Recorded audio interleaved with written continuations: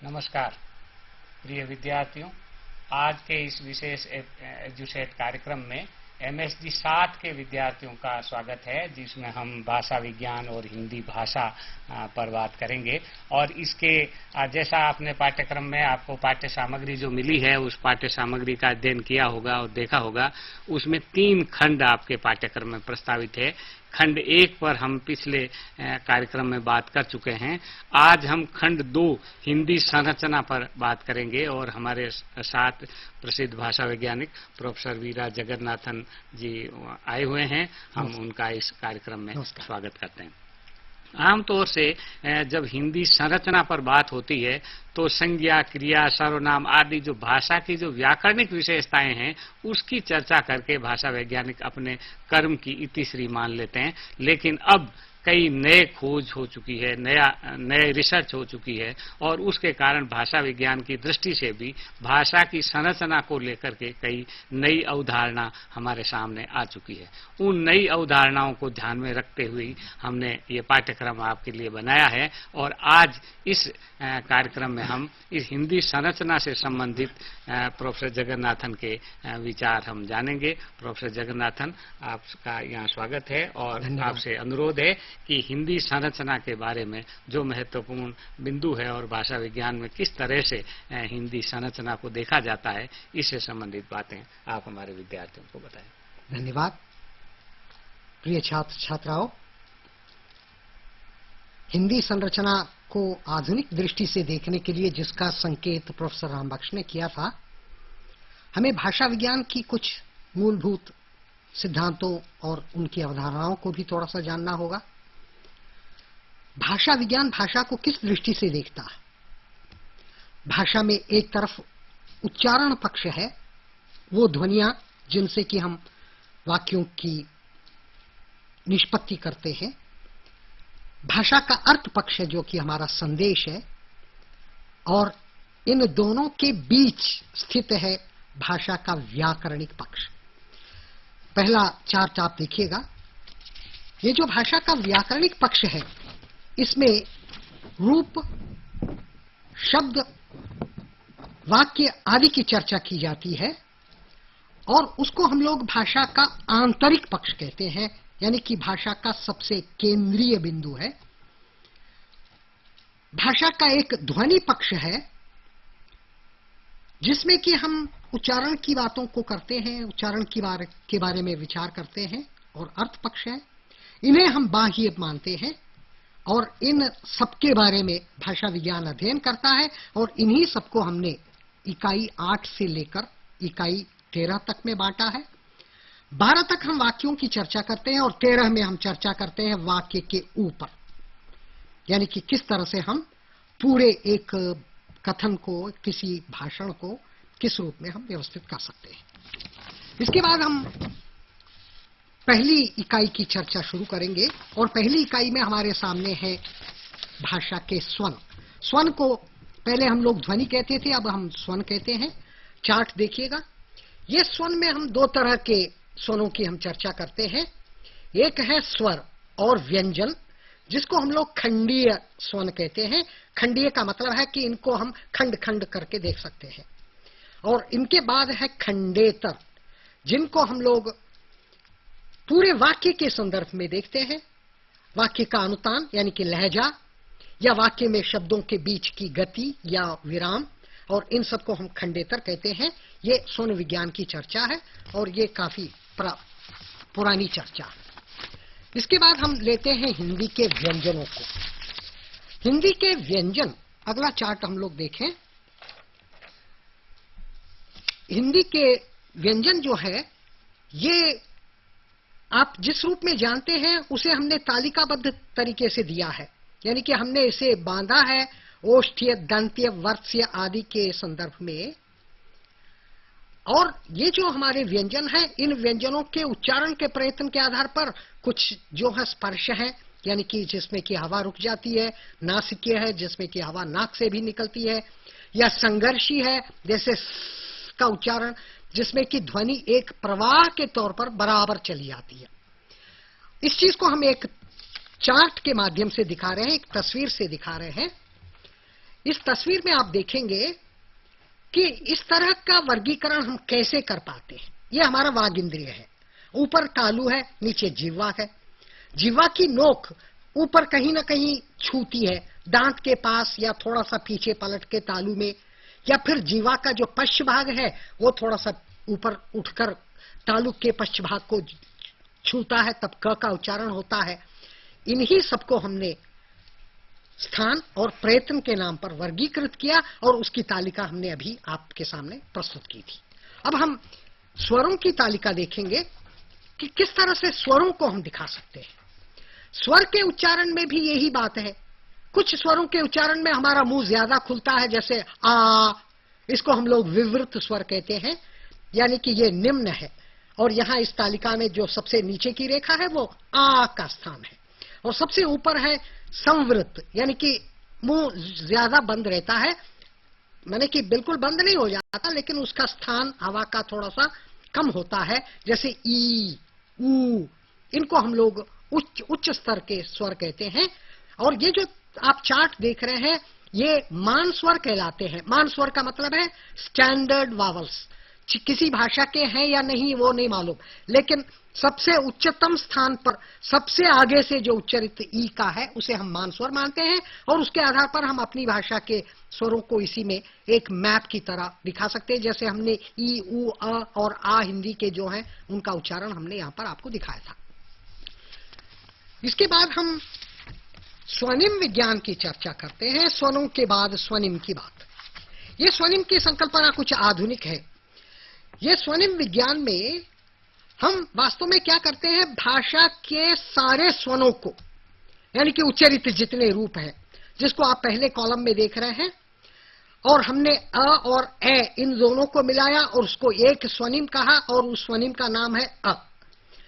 और इसके वितरण क्या है, बाकी सब जगह अ का उच्चारण होगा, लेकिन ह के पहले इसका उच्चारण ए जैसा हो जाएगा, जैसे कहना, बहना, लहर आदि। तो हम भाषा के जितने स्वन हैं इन सब स्वरों को वितरण के आधार पर कभी कभी एक स्वन एक स्वनिम होता है, या फिर दो तीन स्वन जो है वो मिलकर एक स्वनिम बनते हैं। और स्वनिम की निर्धारण स्वनिम का क्यों करते हैं और किस आधार पर करते हैं ये मैं स्पष्ट कर दूं, इसको भी आप जान लें। ये आधार है अर्थभेद करने की ध्वनि की क्षमता। ये हर भाषा की विशेषता है। जैसे हम हिंदी में काल कहते हैं, खाल कहते हैं, ये दो अलग अलग शब्द हैं। ये दो अलग शब्द दो अलग अर्थ वाले कैसे बने, क्योंकि क और ख में जो उच्चारण का भेद है वो अर्थ भेद पैदा करता है, और इसी कारण हम कुछ ध्वनियों से लाखों शब्दों का निर्माण कर पाते हैं। ये स्वनिम विज्ञान की चर्चा का आधार है। स्वनिम विज्ञान के संदर्भ में जो काम पिछले जमाने में हुआ था, जिसको हम लोग स्ट्रक्चरल अप्रोच कहते हैं, संरचनावादी दृष्टि, वहां पर हमने भाषा के सभी स्वरों को पकड़ा और उनके संदर्भ में हमने शब्दों की रचना को स्वनिम के स्तर पर देखने की कोशिश की। लेकिन बाद में संरचनावादी जो भाषा विज्ञान का सिद्धांत है उसका परवर्ती सिद्धांत है जेनरेटिव ग्रामर, निष्पादक व्याकरण, और उसका अपना एक स्वनिम विज्ञान है जिसको निष्पादक स्वनिम विज्ञान कहते हैं। अगला चार्ट आप देखें। इस अगले चार्ट में हमने निष्पादक स्वनिम विज्ञान क्या है इसको समझाया। सबसे ऊपर आप देख रहे हैं आंतरिक संरचना। ये भाषा की आंतरिक संरचना का मतलब है वो वाक्य जो कि आमतौर पर हम लोग बनाते हैं, और उस आंतरिक संरचना को जो कि हमारे मन में है उसमें हम नियमों को लागू करते हैं और वाक्य का एक रूप बनता है, और उस रूप को हम उच्चारण के तौर पर जब बाहर लाते हैं तो वहां पर स्वनिमिक नियम लागू होते हैं और वाक्य का उच्चरित रूप लागू होता है। यानी कि मन में जो वाक्य है वो उच्चरित रूप तक पहुंचता है व्याकरण के नियमों से और ध्वनि के नियमों से, और इन नियमों के आधार पर हम भाषा का निष्पादन करते हैं। इसलिए इसे निष्पादक स्वनिम विज्ञान कहा जाता है। निष्पादक स्वनिम विज्ञान की सबसे बड़ी विशेषता क्या है? यह विशेषता है इसने स्वनिम की जो पुरानी संकल्पना थी उसे तो खत्म कर दिया। ऐसा नहीं कि अब हम भाषा के स्वनिमों को अलग अलग कर रहे हैं, बल्कि हम भाषा में जो उच्चारित ध्वनियां हैं उन ध्वनियों को उनके अभिलक्षणों से परिभाषित करते हैं, और इन अभिलक्षणों के उपयोग का क्या लाभ है इसे आप अगले चार्ट में देखिएगा। ये अभिलक्षण है, कई तरह के अभिलक्षण है, जैसे घोषत्व एक अभिलक्षण है, स्वरात्मकता एक अभिलक्षण है, नासिक्यता एक अभिलक्षण है। इस प्रकार 19 अभिलक्षण कहे जाते हैं, और हर एक स्वन में कई प्रकार के अभिलक्षण एक साथ आप देख सकते हैं। जैसे कि किसी अमुक स्वन के उच्चारण में आप कह सकते हैं कि इसमें अमुक अमुक अभिलक्षण है, और ये जो अभिलक्षण है, इन अभिलक्षणों का क्या उपयोग है ये मैं बताऊंगा। इसके लाभ है, हिंदी में कुछ विशेषताएं हैं। अलोप, यानी कि आप शब्द के आखिर में बीच में कई जगह अ का उच्चारण नहीं करते, या फिर अनुनासिकता का उच्चारण कहां कहां होना चाहिए, कैसे होता है, या संधि क्या है, इन सबको अगर हम जानना चाहेंगे तो जो परंपरागत स्वनिम विज्ञान है वो हमारा काम नहीं कर सकता, बल्कि ये जो अभिलक्षणों का जो सिद्धांत है ये हमारा काम आसानी से कर सकता है, और उसे हम कुछ स्वनिमिक नियमों से निष्पादित करते हैं, जैसे आगम का नियम, लोप का नियम, आदेश, यानी कि पूरा पूरा ध्वनि बदल गई है। तो इस प्रकार के जो विभिन्न प्रकार के नियम हैं, इनको लागू करके हम भाषा के शब्दों की रचना को देखते हैं। इसके बाद हम आते हैं अगली इकाई पर, इकाई 9, रूप, शब्द और पद। जिस प्रकार हमने चर्चा की थी कि स्वनिमों को हम अपने वितरण के आधार पर पहचानते हैं अर्थभेद के संदर्भ में, उसी प्रकार भाषा के शब्दों में जो विभिन्न रूप हैं उन्हें भी हम रूपिम के रूप में पहचानते हैं। उदाहरण देखिएगा अगले चार्ट में। एक रूपिम है बच्चा, लेकिन उच्चारण के स्तर पर इसके 3 रूप हैं। एक है बच्च, जैसे बच्चों में, दूसरा है बच्च, जैसे बचपन में, या बच्चा, अकेले बच्चा जब बोलते हैं। तो ये 3 रूप कहां कैसे काम आते हैं, इनका वितरण अगर हम स्पष्ट कर सकें किन किन जगहों में क्या आएगा, तो हम रूपिम निश्चित करते हैं। यानी कि रूपिम का एक अर्थ है, लेकिन उसके उच्चरित रूप 3, 4, 5 हो सकते हैं, उन्हें वितरण के आधार पर हम समझा सकते हैं। जैसे दूसरा उदाहरण दिया था जा का भूतकाल में गया बनता है, ग रूप है केवल भूतकाल में, बाकी सब जगह जा। शब्द क्या है, ये आमतौर पर आप लोग जानते हैं कि जो लिखित रूप में अलग अलग जो दिखाई पड़ते हैं वो शब्द हैं, लेकिन भाषा विज्ञान उस रूप में उसे नहीं देखता। शब्द जो है वो स्वतंत्र इकाई है, जबकि रूप जो है वो स्वतंत्र इकाई नहीं है। जैसे ता का एक अर्थ है, एकता, समानता आदि में ता का एक अर्थ है, लेकिन ता को आप अलग से नहीं बोल सकते, मुझे ता चाहिए, ये वाक्य आप नहीं बोल सकते, साथ जुड़ के आएगा, किसी रूप के साथ जुड़कर ही आएगा। जबकि रूप अगर स्वतंत्र हो, अलग शब्द के रूप में है, उसे हम शब्द कहेंगे। लेकिन शब्दों में कभी कभी आप देखते हैं कि कई रूप एक साथ आते हैं। जैसे एक उदाहरण दिया था अगले चार्ट में, आप देखिएगा, जैसे अस्वाभाविकता, इसमें अस्वभाव, इक और ता, इतने सारे रूप हैं, 5 रूप एक साथ एक शब्द में। ये जो प्रत्यय हैं, ये सारे प्रत्यय रूप हैं, और ये प्रत्ययों से जो शब्द निर्माण होता है उसे 2 तरह के प्रत्ययों में हम पहचानते हैं। एक तो है रूप साधक प्रत्यय, जिसको हम इन्फ्लेक्शन कहते हैं, जैसे संज्ञा में लिंग, वचन, कारक आदि के प्रत्यय, या क्रिया में काल, पक्ष, वृत्ति आदि के प्रत्यय, जिनको कि हम व्याकरणिक कोटियां भी कहते हैं, ये इन्फ्लेक्शनल है। दूसरी तरफ शब्द साधक है डेरिवेशनल, जैसे संज्ञा से संज्ञा, जैसे बच्चा से बचपन, या फिर विशेषण से संज्ञा, बुरा से बुराई, ये सब रूप साधक प्रत्यय हैं। इन सारे प्रत्ययों से मिलकर शब्दों का निर्माण होता है। अच्छा, बीच में एक जैसा है कि जो हम ये विशेषताएं बता रहे हैं, ये व्याकरण की दृष्टि से अलग होगी, भाषा विज्ञान की दृष्टि से अलग होगी? आप बहुत अच्छा सवाल किया। ऐसा तो मैं निश्चित रूप से कहना चाहूंगा कि व्याकरण भाषा विज्ञान से अलग नहीं है। या भाषा विज्ञान की सारी मान्यताएं गलत नहीं है, लेकिन भाषा विज्ञान ने कुछ नई मान्यताएं दी। मैंने अभी आपको स्वनिम की बात कही थी। स्वनिम की संकल्पना हमारे भाषा विज्ञान में नहीं है, उसमें व्याकरण में नहीं। जी हाँ। तो ये नई दृष्टियां जो है, नई अवधारणाएं जो है, इनके संदर्भ में अगर हम भाषा को देखेंगे तो हमारा सोचने का एक विस्तार होता है, एक हमारी दृष्टि जो है वो सही बनती है। अब शब्द के प्रकार क्या क्या है इनको देखेंगे। ये तो व्याकरण के ग्रंथ में आपने बिल्कुल सही कहा, शब्द के प्रकार किसी भी व्याकरण ग्रंथ में आप देख लीजिएगा। आप रूढ़ जिसको कहते हैं, वो एक रूप वाले शब्द वो सब रूढ़ है, दो रूप वाले जो है वो सब यौगिक है। तो रूढ़, यौगिक, योग रूढ़ आदि जो है, इन सारे जो शब्द के प्रकार हैं, इन्हें आप व्याकरणिक ग्रंथ में जो देखते हैं वही भाषा विज्ञान है। यहाँ कोई अंतर कहीं किसी तरह का नहीं है। इसके बाद हम शब्द और अर्थ के संबंध को देखना चाहेंगे, क्योंकि शब्द जो है वो अर्थ का निर्वाह करता है। चार्ट में आप देखिएगा कि शब्द के अर्थ को हम कई दृष्टियों से देख सकते हैं। जैसे विलोम जो है वो अर्थ का एक पक्ष है, एक प्रकार्य है। पर्यायता जो है एक प्रकार है जिसकी आगे हम चर्चा करेंगे। या समरूपी शब्द, जैसे मगर के दो अर्थ हैं, एक प्राणी है और लेकिन का अर्थ है, पर के तीन अर्थ हैं, और ये सारे अर्थ समरूपी शब्द कहलाते हैं इन अर्थों के। या फिर अनेकार्थी, जैसे स्तंभ शब्द जो है वो न्यूज़पेपर का कॉलम भी है और भवन का स्तंभ भी है, या फिर आधार स्तंभ, लोगों को हम आधार स्तंभ कहते हैं। तो ये अर्थ, शब्द और अर्थ के कई प्रकार के संबंध हैं, इनकी भी हमने इस इकाई में चर्चा की। इसके बाद हम पद की चर्चा करना चाहेंगे। पद जो है,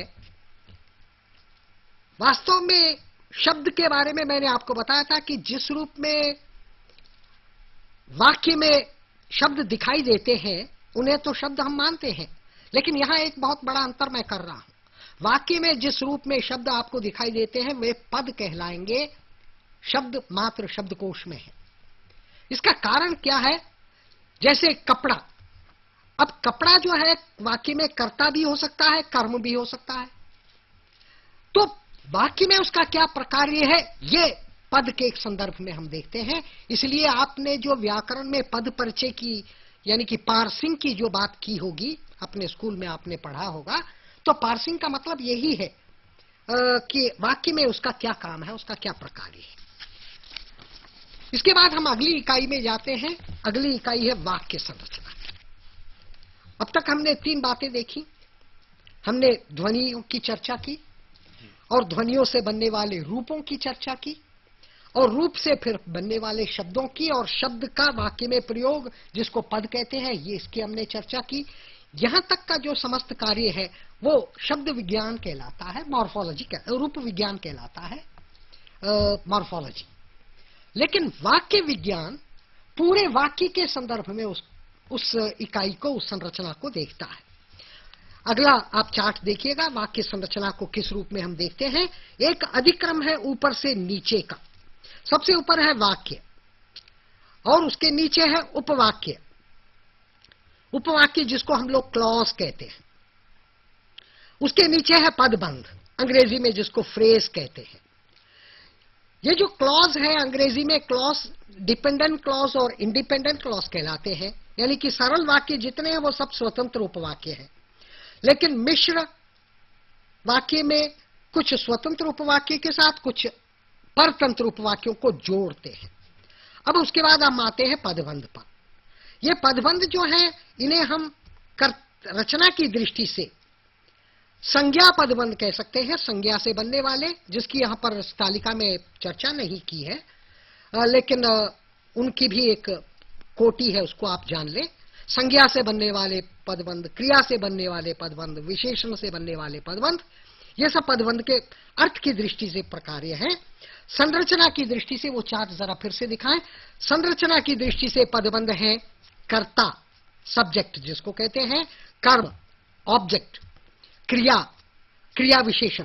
ये सब पदबंध जो है वो संरचना की दृष्टि से वाक्य में दिखाई देने वाले पदबंध हैं। तो वाक्य कैसे बनता है इसको आपने अभी देखा। पदबंध मिलकर उपवाक्य बनते हैं, और उपवाक्य एक या एक से अधिक वाक्य की सृष्टि करते हैं। और ये वाक्य जो है ये एक प्रकार की पूर्ण इकाई है, यानी कि इसे संरचना की दृष्टि से सबसे बड़ी इकाई कहते हैं। अगले चार्ट में देखिएगा, ये अर्थपरक दृष्टि से पूर्ण इकाई है, क्योंकि इसमें एक पूर्ण विचार होता है।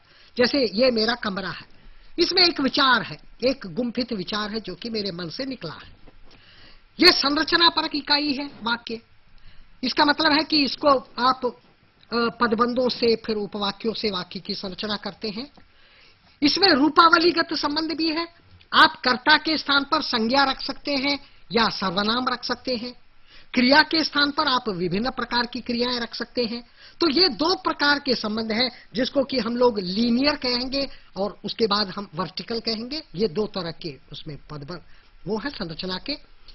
और ये एक व्याकरणिक इकाई है, यानी कि व्याकरण की चर्चा के संदर्भ में हम वाक्य का गठन और कैसे बना है और किस किस तरह के वाक्य होते हैं, कितने प्रकार के वाक्य होते हैं, इनकी हम चर्चा करते हैं। ये मनोवैज्ञानिक इकाई है, यानी कि ये एक प्रकार से व्यक्त उक्ति है, अटरेंस जिसको कहते हैं। जैसे मान लीजिए कि हमने कहा चल, ये भी एक वाक्य है। और इस वाक्य का, जी हाँ बिल्कुल, एक शब्द है, लेकिन ये अपने में एक पूर्ण उक्ति है, यानी कि मेरे सारे मनोभाव को प्रकट करता है। तो ये व्यक्त उक्ति है मनोवैज्ञानिक दृष्टि से। और ये संदर्भ परक इकाई भी है, यानी कि वाक्य का दूसरे वाक्यों से कहीं न कहीं कोई संबंध कहीं जुड़ता है। इन सब चीजों को हम वाक्य के संदर्भ में देखते हैं।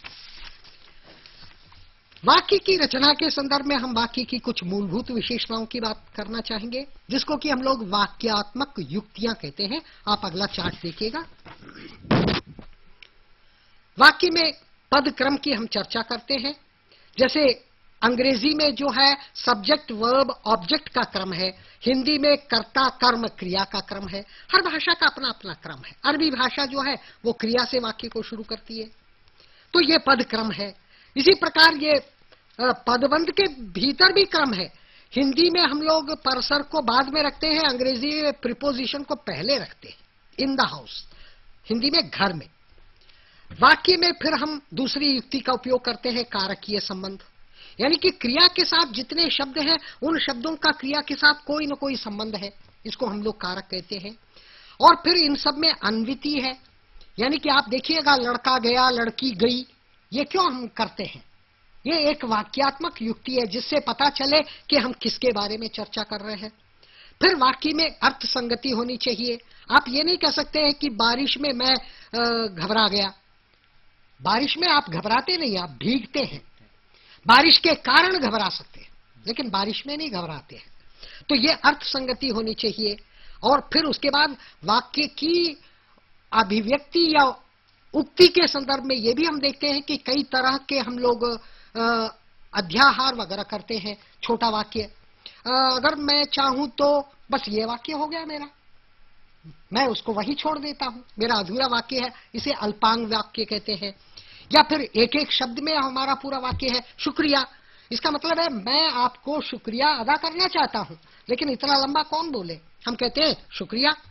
या फिर चलूंगा, बस इतना ही कहते हैं, चलूंगा। और उससे पहले भी एक अर्थ तो है ही है, इसीलिए संदर्भ है। संदर्भ है। आपने अभी जो मैंने बात कही थी ना कि वाक्य का एक संदर्भगत है, इन सबको हम संदर्भ से ही समझ सकते हैं। वाक्यात्मक युक्तियों को देखने के बाद हम वाक्य के प्रकारों की बात करेंगे। ये बहुत कठिन विषय नहीं है, आप लोग सब जानते हैं, लेकिन फिर भी एक बार चार्ट में मैं उसे पढ़ देता हूं। अर्थ संदर्भ से वाक्य है कथनात्मक वाक्य, डिक्लेरेटिव सेंटेंसेस, ये किताब है, ये कमरा है वगैरह। या फिर प्रश्नवाचक वाक्य, कौन, कहां है, कब गया। निषेधार्थी, मुझे नहीं चाहिए, मैं नहीं करूंगा। या फिर विस्मयादि बोधक, अच्छा ये बात है। या फिर कितना सुंदर फूल है। ये सब हमारे अर्थ संदर्भ से वाक्य है। रचना की दृष्टि से वाक्य है सरल वाक्य, संयुक्त वाक्य, मिश्र वाक्य, सिंपल, कॉम्पाउंड, कॉम्प्लेक्स। इसके बारे में तो आप व्याकरण के ग्रंथों में जानते ही हैं, यहां कोई नई बात नहीं। लेकिन वाक्य विश्लेषण के जो स्तर हैं, इनको हम निश्चित रूप से जानना चाहेंगे। ये नई दृष्टि है वाक्य विज्ञान के संदर्भ में। अगला चार्ट आप लोग जरा देखें। वाक्य में शब्द स्तर पर पद परिचय देना संरचनात्मक दृष्टि है। पदबंधों के क्रम के संदर्भ में इसको देखना प्रकार्यात्मक दृष्टि है। जैसे सब्जेक्ट आएगा तो प्रेडिकेट आएगा या फिर कहीं ना कहीं पूरक आएगा, कर्म पूरक, कर्ता पूरक वगैरह। ये लौकिक अर्थपरक दृष्टि से भी आप वाक्य को देख सकते हैं। ये एक नई दृष्टि है। जैसे मुझे बुखार है, इसमें मुझे कर्ता क्यों है? इसे हम लोग कहते हैं अनुभव कर्ता, एक्सपीरियंसर। ये एक नई दृष्टि है। या फिर मुझे मिला या मुझे मार पड़ी, या मुझे मार पड़ी में आप एक कर्म कह सकते हैं, लेकिन इसे आप प्राप्तिकर्ता भी कह सकते हैं। इसके बाद हम सूचना परक दृष्टि से भी वाक्य को देखते हैं, जिसके लिए दो शब्द बने हैं, थीम और रीम। थीम वो है जिसके बारे में हम बात कर रहे हैं, और रीम जो है उसके बारे में जो बात कही जा रही है। ये संस्कृत के उद्देश्य और विधेय की तरह है। लेकिन इसके साथ एक कुछ नई संकल्पनाएं और भी है। वो है नया और परिचित या ज्ञात। यानी कि आपसे अगर मैं पूछूं कि घर कहाँ है, आपका घर कहाँ है, आप कहेंगे घर तो मेरा वही है। आपने घर से क्यों शुरू किया? क्योंकि वो ज्ञात है। तो ज्ञात है उसको हम पहले रख लेते हैं, जो महत्वपूर्ण है उसको हम बाद में कर सकते हैं। तो बल कहां कहां दिया जाता है, इन सब चीजों को हम वाक्य विश्लेषण के विभिन्न स्तरों में देखते हैं। अब हम अगली बात देखना चाहेंगे कि वाक्य सांचे क्या है। वाक्य सांचों के बारे में अभी तो मैंने ये बात कही थी, सरल वाक्य और संयुक्त वाक्य, मिश्र वाक्य वगैरह। लेकिन इनके जो प्रकार हैं इसको आप चार्ट में देखिएगा। जैसे आप कुछ वाक्यों को बिना क्रिया के देखते हैं, इन्हें कि हम सहायक क्रिया वाले वाक्य कहते हैं, ऑक्सिलरी सेंटेंसेस। मैं डॉक्टर हूं, मैं अच्छा हूं, इसमें कोई क्रिया नहीं है। मैं घर में हूं, ये सब स्थिति सूचक है। तो ये कुछ वाक्यों के प्रकार हैं। क्रिया प्रधान वाक्य, लेक्सिकल वर्ब से बनने वाले वाक्य, जैसे इसको अकर्मक क्रिया से मैं सोया, सकर्मक क्रिया ये आप जानते ही हैं। मैंने खाना खाया, द्विकर्मक से मैंने राम को पैसे दिए। ये कुछ मूल प्रकार के वाक्य हैं जो क्रिया प्रधान है।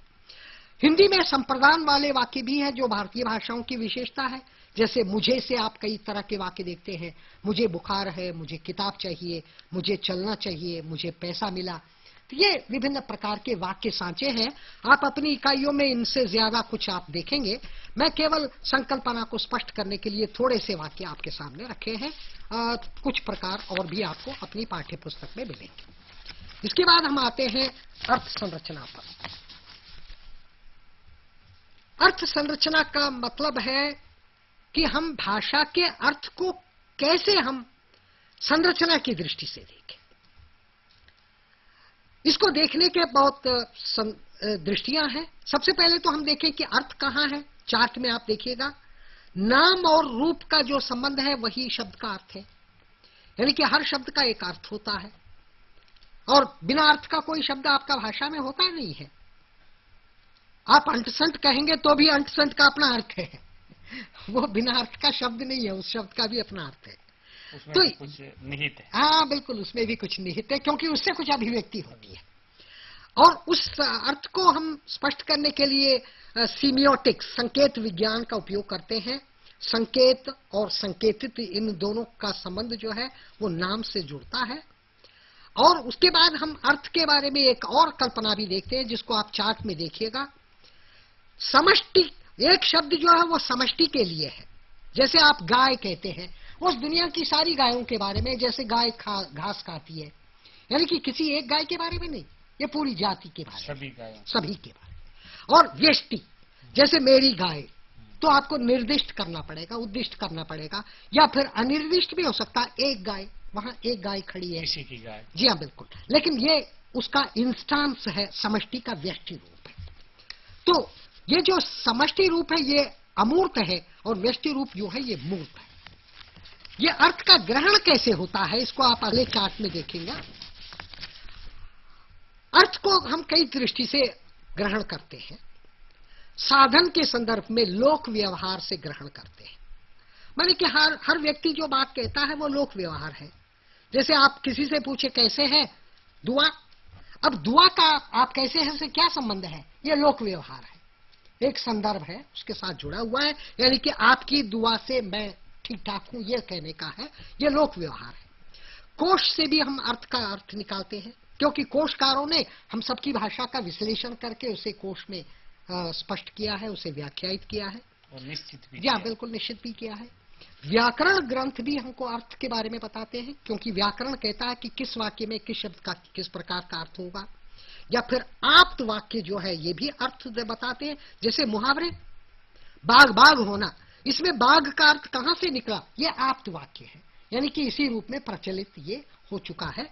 या बड़े लोगों के कथन, जैसे मुझे खून दो मैं तुम्हें आजादी दूंगा, अब खून का क्या अर्थ है वो उस आप्त वाक्य से पता चलता है। उसका वो कोशगत या व्याकरणगत अर्थ से अलग है। कोश वाला उसको दिखा सकता है, न भी दिखा सकता है, कोश वाला भी दिखा सकता है उस बात को, क्योंकि कोशकार ये सारा कुछ वो खुद भी करते हैं।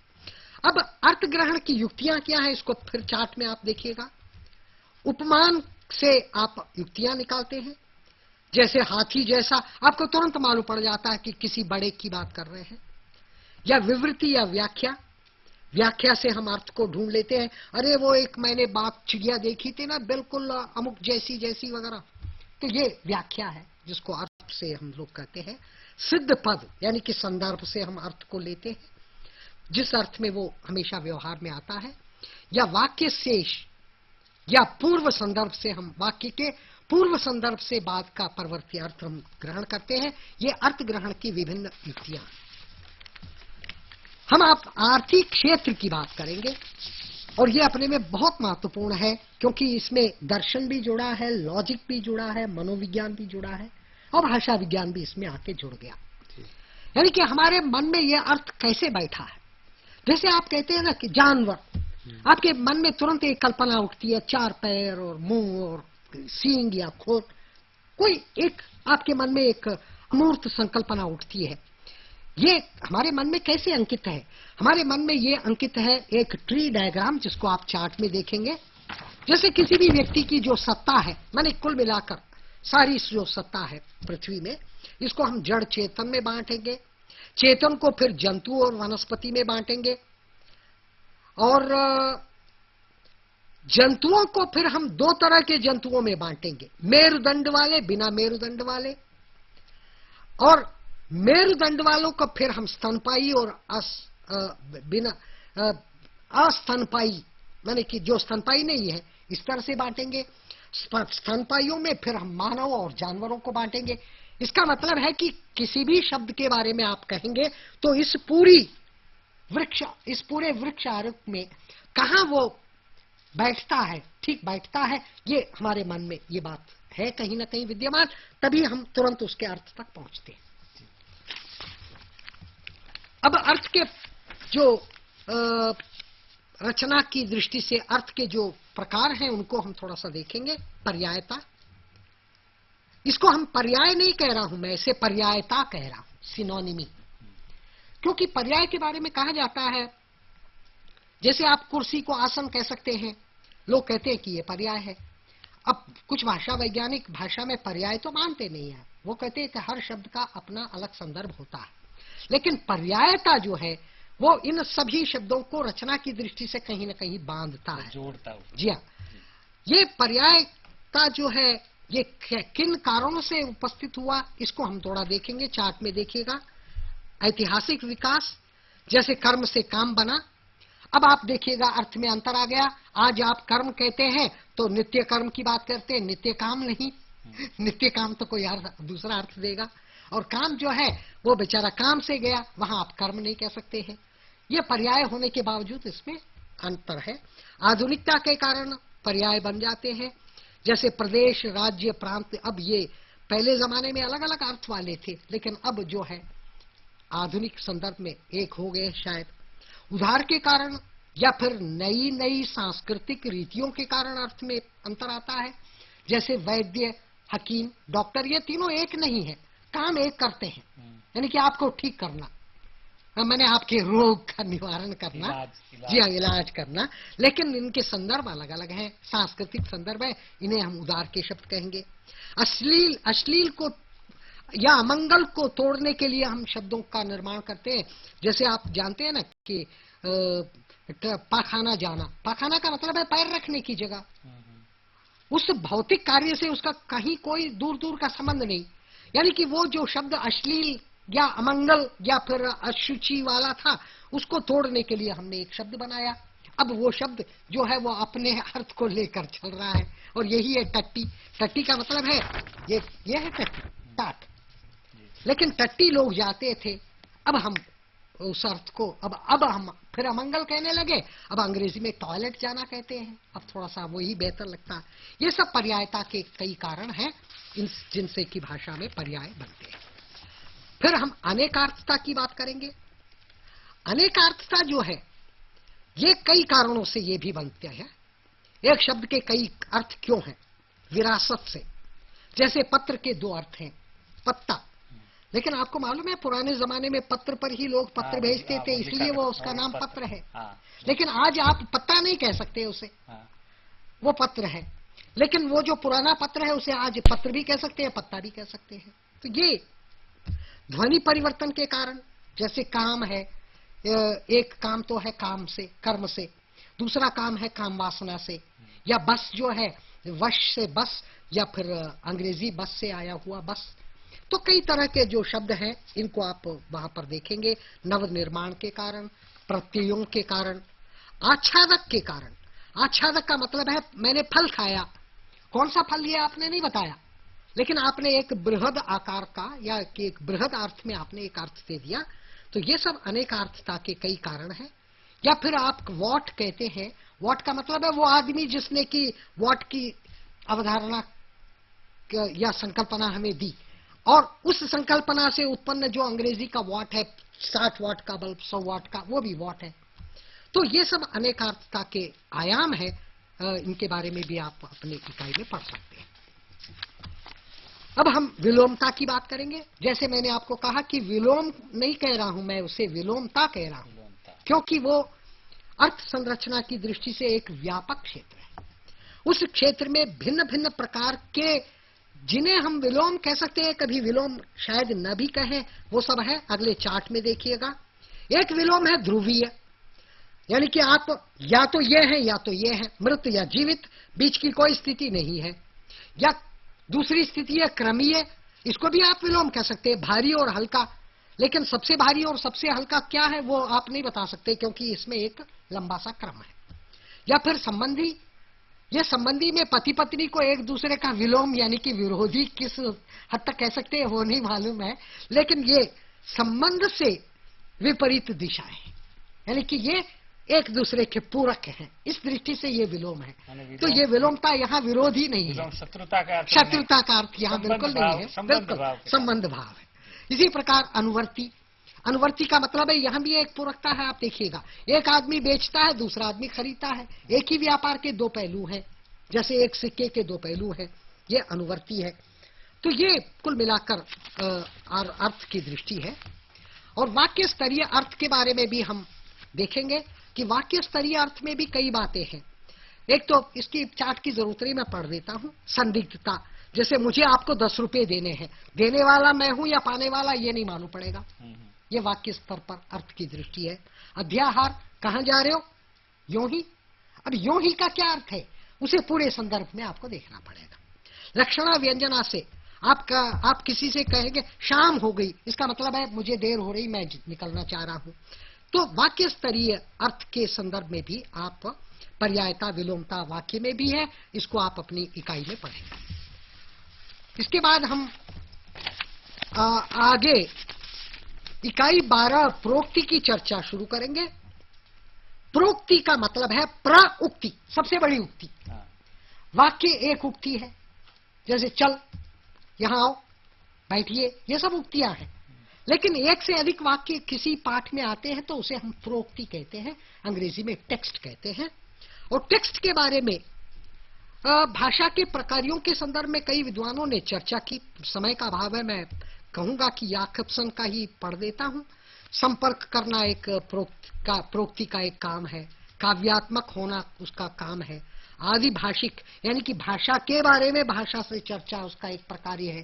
तो ये जो विभिन्न प्रकार्य हैं, इन प्रकार्यों को हम पूरे भाषा में देख सकते हैं, एक वाक्य में नहीं।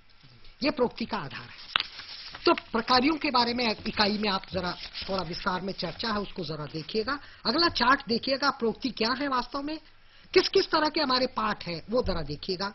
दो व्यक्ति आपस में बातचीत कर रहे हैं, वो भी एक प्रोक्ति है, वार्तालाप। एक आदमी जो है वो काफी देर तक भाषण दे रहा है, जैसे मैं कर रहा हूं, आपको संबोधित कर रहा हूं, ये भी एक प्रोक्ति है। और इस प्रोक्ति में भी आपने देखा होगा कि ये मौखिक भी है, लिखित भी है, क्योंकि मैं कुछ दिखा रहा हूं और कुछ बोल रहा हूं। तो ये मौखिक लिखित अभिव्यक्ति होती है। और प्रोक्ति की विशेषताएं क्या क्या है?